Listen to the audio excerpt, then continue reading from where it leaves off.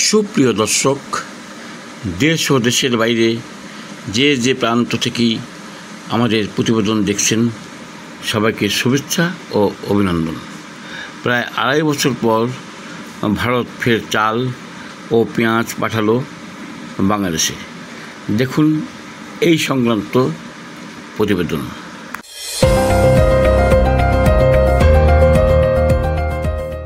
সুপ্রিয় দর্শক, আপনারা দেখছেন ভয়েস অফ ক্যালকাটার পরিবেশনা। 2.5 বছর পর আবারও ভারত থেকে চাল আর পেঁয়াজ আমদানি শুরু করলো বাংলাদেশ। বাজারে স্বস্তি ফিরছে, কিন্তু এর পেছনে লুকিয়ে আছে ভারতের মানবিক কূটনীতির এক বড় উদাহরণ। বাংলাদেশের বাজারে গত কয়েক মাস ধরে অস্থিরতা চরমে।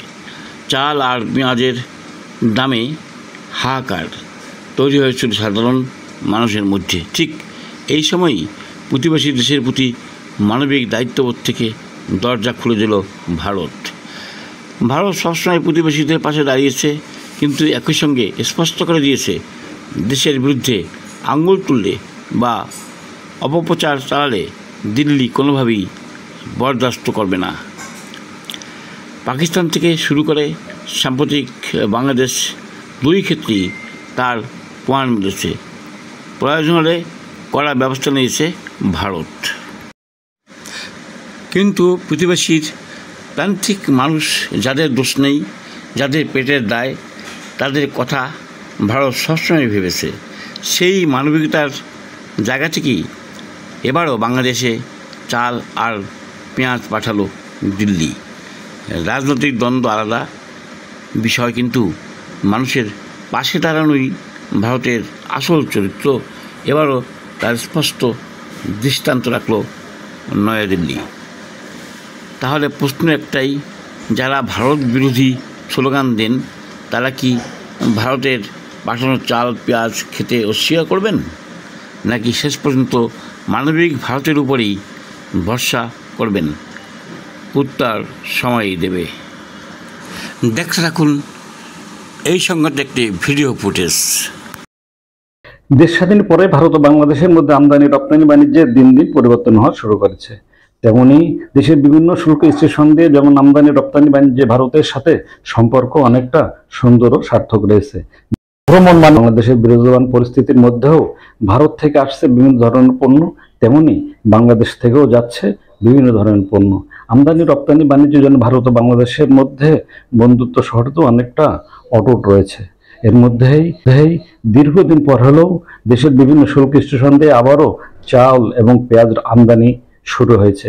এর ফলে বাংলাদেশের বিভিন্ন বাজারে চাল ও পেঁয়াজের দাম কমতে শুরু করেছে। বাংলাদেশ ও ভারতের বিভিন্ন শুল্ক স্টেশন দিয়ে সম্প্রতি গত সপ্তাহ থেকে এই চাল ও পেঁয়াজ আমদানি বাণিজ্য শুরু হয়েছে। এতে করে ভারতের বিভিন্ন প্রদেশ থেকে ট্রাক যোগে বাংলাদেশের ভোমরা, দর্শনা বা বেনাপোল স্থলবন্দর দিয়ে এই পেঁয়াজ ও চাল আমদানি হচ্ছে।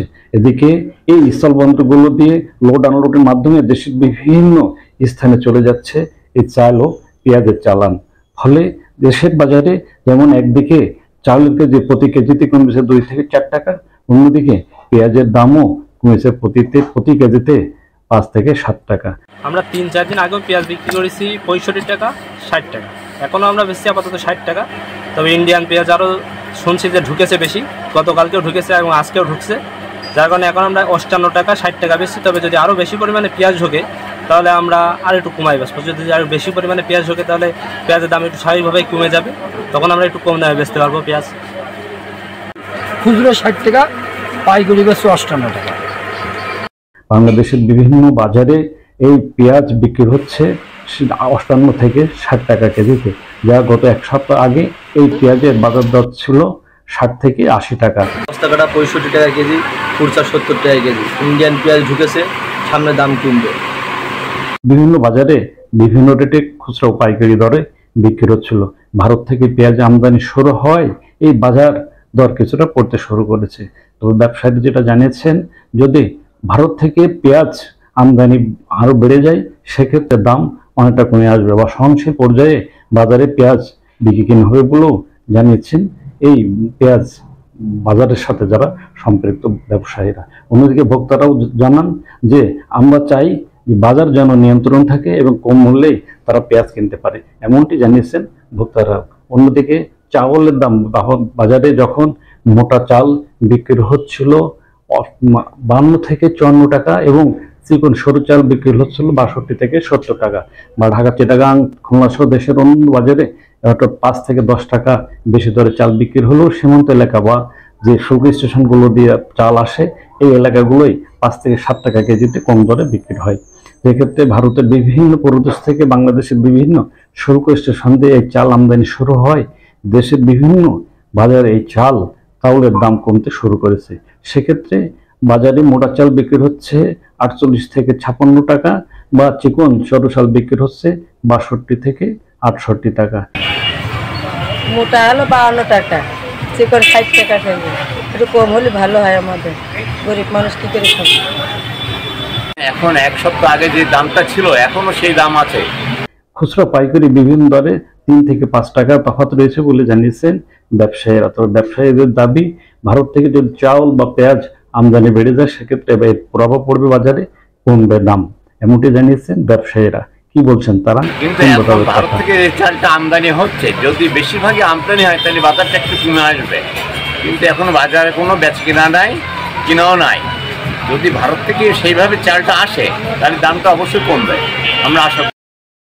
তবে আমদানি রপ্তানির সাথে সংশ্লিষ্ট নেতারা জানান ভারত ও বাংলাদেশের মধ্যে দুদেশের সরকারের আন্তরিকতার ফলেই এই আমদানি রপ্তানি বাণিজ্য অনেকটা স্বাভাবিক রয়েছে। ফলে দীর্ঘদিন হলেও প্রায় 2.5 বছর পর বিভিন্ন শুল্ক স্টেশন দিয়ে আবারও শুরু হলো, যেমন পেঁয়াজ আমদানি, তেমনি 4 মাস পরেও শুরু হয়েছে চাল আমদানি। এরপরে বাজার পরিস্থিতি অনেকটা স্বাভাবিক হবে। সরকার বাজার দর স্থিতিশীল রাখতে বা সহনশীল রাখতেই পেঁয়াজ বা চাউল আমদানির অনুমতি দেয়।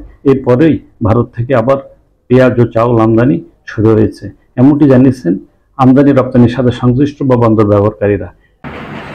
দীর্ঘদিন পরে ভারত থেকে বেনাপোল বন্দরে চাল আমদানি হচ্ছে এবং একই সাথে পেঁয়াজও আমদানি হচ্ছে।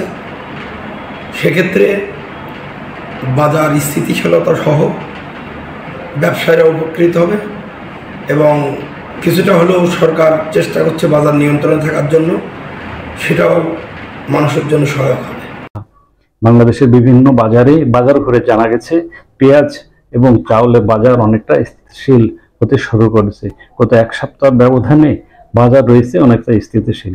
যদি ভারত থেকে পেঁয়াজ বা এই চাউল আমদানি স্বাভাবিক হয় বা বেশি পরিমাণে আসে সেক্ষেত্রে বাংলাদেশের বাজারে পেঁয়াজ বা চাউলের দাম অনেকটা কমে আসবে বলেও জানিয়েছেন তারা।